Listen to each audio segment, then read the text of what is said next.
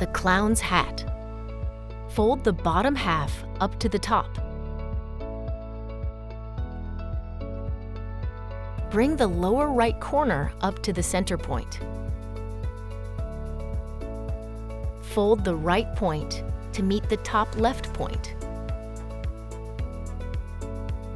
Fold the right point to meet the lower left point.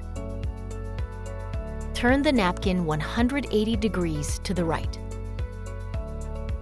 Slide your hand under the top 4 layers and rotate the hat to your right.